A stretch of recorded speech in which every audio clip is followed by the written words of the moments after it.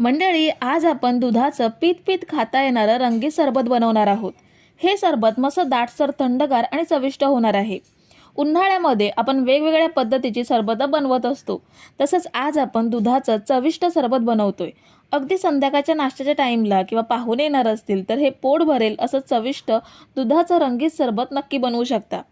मंडळी, रेसिपी सुरू करण्याआधी चॅनलवरती नवीन असाल तर चॅनलला पटकन सबस्क्राइब करून घ्या। दुधाचं रंगीत सरबत बनवण्यासाठी सर्वात आधी आपण एका कढईमध्ये 3 कप दूध घेऊयात। दूध गरम करून थंड केलेलं आहे। गाईचं किंवा म्हशीचं कुठचंही दूध घेऊ शकता। आता यामध्ये अर्धा कप साखर घेऊयात आणि 2 चमचे कस्टर्ड पावडर घेऊयात। आता दूध छान मिक्स करून घेऊयात। दूध आपण उकळून घेतलेलं आहे, त्यामुळे आपल्याला फक्त ह्याला एक उकळी काढून घ्यायची आहे। तर ही बघा, दुधाला उकळी काढून घेतली आणि पहिल्यापेक्षा दूध घट्ट सुद्धा झालंय। आता हे आपल्याला एका मिक्सिंग बाउलमध्ये ट्रान्सफर करायचं आहे आणि आपण हे दूध थंड करून घेऊयात।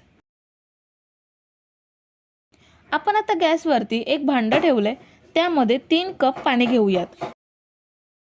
मीडियम टू हाय फ्लेम वरती पाण्याला उकळी काढून घ्यायची आहे। तर हे बघा, पाणी चांगलं गरम झालंय आणि आता पाण्याला उकळी यायला सुरुवात होणार आहे। ह्यामध्ये आता अर्धा कप साबुदाणे भिजवून घेतलेत ते ॲड करूयात। साबुदाणे आपल्याला ट्रान्सपरंट होईपर्यंत उकळून घ्यायचे आहेत। तर हे बघा, साधारण 5 मिनिटे आपण हे उकळून घेतलेत। साबुदाणे अगदी छान मोत्यासारखे तयार झालेत। आता गॅस बंद करूयात आणि हे गाळून घेऊयात। आता यावर 1 ग्लास थंड पाणी ओतूयात, म्हणजे हे अजून शिजणार नाहीत, यांची कुकिंग प्रोसेस लगेच थांबेल। आता हे साईडला ठेवूयात। पुन्हा एका भांड्यात 2 कप पाणी घेऊयात। पाणी आपल्याला चांगलं गरम करून घ्यायचं आहे। पाण्याला उकळी काढायची गरज नाहीये, फक्त ते चांगलं गरम झालं पाहिजे। आता यामध्ये आपल्याला जेली पावडर ॲड करायची आहे। इथे मी ब्लू बर्डची जेली पावडर घेतली आहे। ह्या बॉक्समध्ये 2 पाऊच असतात। दोन्ही पाऊच मिक्स करून मी हा 1 पाऊच या पाण्यामध्ये ॲड केला। आता ही पावडर आपल्याला फक्त पाण्यामध्ये मिक्स करून घ्यायची आहे। पावडर मिक्स करून घेतल्यावर गॅस बंद करूयात आणि हे जेलीचं पाणी आपल्याला थोडं कोमट करून घ्यायचं आहे। आता मी इथे 2 प्लास्टिकचे डबे घेतलेत। ह्यामध्ये आपल्याला कोमट करून घेतलेलं जेलीचं पाणी 2 भागात डिवाइड करून ह्या डब्यांमध्ये ओतून घ्यायचं आहे। काचेची भांडी किंवा स्टीलची भांडी असतील तर जेलीचं पाणी कोमट करून घ्यायची गरज नाहीये, गरम पाणी डायरेक्ट ओतू शकता। प्लास्टिकचे डबे गरम पाण्याने जळू शकतात, म्हणून मी हे कोमट करून मग डब्यांमध्ये ओतलंय। आता एका डब्यामधील पाणी असंच ठेवायचं आहे आणि एका डब्यामध्ये 2 चिमूट एवढा हिरवा फूड कलर मिक्स करूयात। फूड कलर वापरणं ऑप्शनल आहे, तुम्ही जशी आहे तशीच ही जेली बनवून घेऊ शकता। आता हे दोन्ही डबे फ्रीजमध्ये 1 तास ठेवायचे आहेत, म्हणजे ही जेली छान सेट होईल।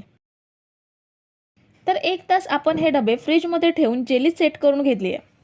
दोन्ही डब्यामधील जेली छान सेट झाली आहे। आता आपण ह्याचे पीसेस करून घेऊयात। तुम्हाला आवडतील तसे लहान मोठे जाड पातळ ठेवू शकता। पीसेस करून घेतल्यावर चमच्याने हे सैल करून घेऊयात। हे बघा, खूप छान जेली तयार झाली आहे। दुसऱ्या डब्यामधील जेली पण अशीच कट करून घेऊयात। आता कस्टर्डचं दूध चांगलं थंड झालंय। ह्यामध्ये आता गाळून घेतलेले साबुदाणे घेऊयात। 2 चमचे भिजवलेला सब्जा घेऊयात। दोन्ही कलरचा जेली ह्यामध्ये ॲड करायच्या आहेत आणि थोडा बर्फ ॲड करूयात, किंवा सरबत प्यायच्या आधी अर्धा तास फ्रीजमध्ये ठेवून सर्व करू शकता। तुम्ही जर इथेपर्यंत रेसिपी बघताय तर तुम्हाला एक विनंती आहे की व्हिडिओला एक लाईक जरूर करा। आता सगळं छान एकजीव करून घेऊयात। संध्याकाळच्या वेळी किंवा पाहुणे येणार असतील तर हे सरबत बनवू शकता। खूप छान टेस्टी सरबत तयार होतं आणि दुधाचं हे रंगीत सरबत दिसायला सुद्धा आकर्षक दिसतं। तर मंडळी, रेसिपी कशी वाटली हे कमेंट करून नक्की सांगा आणि व्हिडिओला न विसरता लाईक करा। रेसिपी तुमच्या मित्रमैत्रिणींसोबत शेअर करा आणि चॅनलला सबस्क्राईब केलं नसेल तर लगेच सबस्क्राईब करून घ्या। थँक्यू।